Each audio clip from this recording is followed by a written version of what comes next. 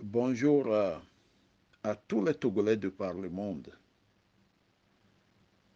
Salutations également à tous les Togolais qui sont sur le territoire national. Il y a quelques mois, c'était des rumeurs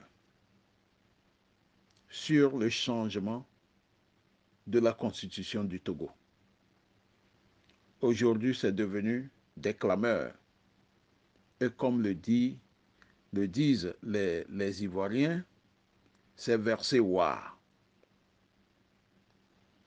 Et tout le monde sait aujourd'hui que la commission des lois de l'Assemblée nationale a commencé par étudier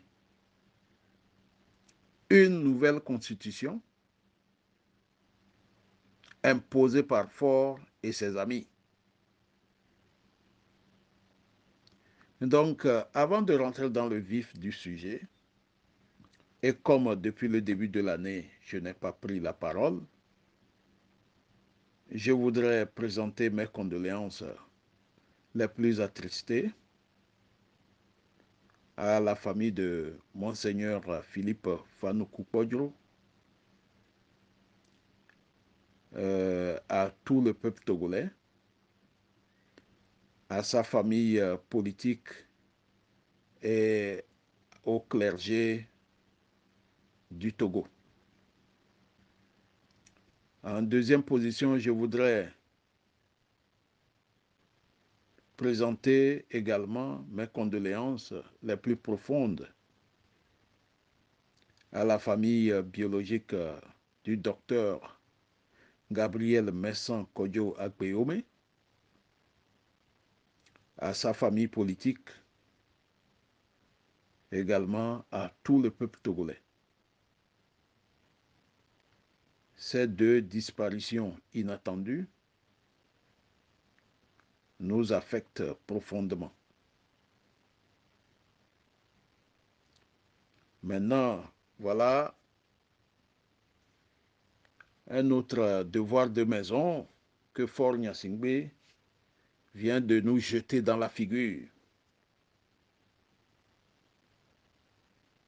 Oui, il s'agit de notre constitution. Une nouvelle constitution que M. Faure Gnassingbé et ses amis veulent imposer à toute la nation togolaise. Je pense que c'est le moment, une fois encore, c'est le moment que tous les Togolais, sans exception, sortent et prennent les rues de Lomé jusqu'à Saint-Cancé. Voilà. Une constitution, on ne blague pas avec. Une assemblée qui n'est pas représentative, qui a d'ailleurs même fini son mandat en décembre. Et c'est cette assemblée qui va décider de l'avenir de tout le monde dans notre pays. Non, non, non. Faure Gnassingbé nous prend pour des cons. Il nous prend pour des bêtes. Pour lui, nous n'existons pas. Chers Togolais, comme les autres l'ont déjà dit,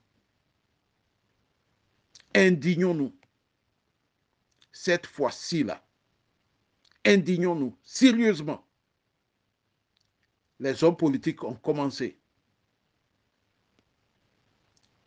Je voudrais demander à tous les Togolais,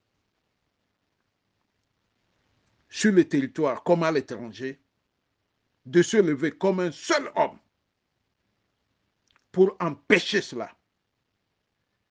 Parce que ça devient de l'embêtement. Comment se fait-il, après 20 ans, de pouvoir, après 20 ans de prédation, de persécution, après 20 ans de détournement de l'argent des Togolais, après 20 ans de pauvreté, après 20 ans sans rien faire, on vient nous imposer maintenant un mandat de 7 ans. Chers Togolais, levons-nous. Levons-nous. Je voudrais demander humblement à tous les Togolais, tous les partis politiques, la société civile, de former un seul bloc pour interdire cela, pour empêcher cela, pour détruire cela. Je voudrais cette fois-ci m'adresser particulièrement au commandement de l'armée. Messieurs les officiers, je pense que même si vous n'avez pas le patriotisme dans votre corps et dans votre esprit, je pense que ça là, ça doit vous toucher. Parce que trop, c'est trop.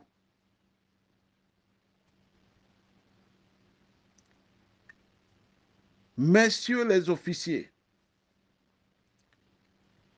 surtout ceux de la hiérarchie, je voudrais vous poser cette question. Est-ce qu'il vous est arrivé un jour de vous regrouper et d'aller voir Faure Gnassingbé pour lui dire qu'il fait planer trop de dangers sur vous? C'est une question. Et je voudrais particulièrement m'adresser à tous les anciens enfants de troupe. Oui, je ne me soustrais pas. Quand j'étais dans l'armée, j'ai été peut-être moribond. Mais aujourd'hui, je suis hors de cette armée, je vois clair. C'est pourquoi de temps en temps, je vous interpelle. Mais aujourd'hui, là, c'est toute la nation qui est en danger. Allez-vous continuer aussi par suivre, sans broncher, le danger que Faure Gnassingbé fait planer sur vous? Parce que c'est sur vous qu'il compte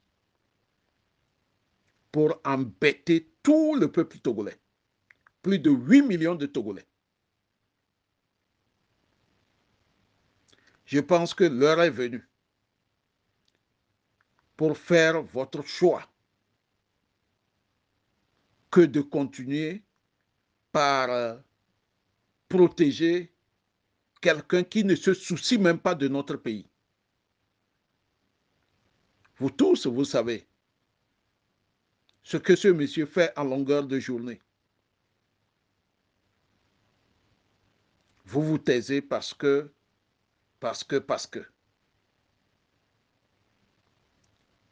Les Togolais vont se lever. Vous aussi, vous devez vous lever. Je vous remercie.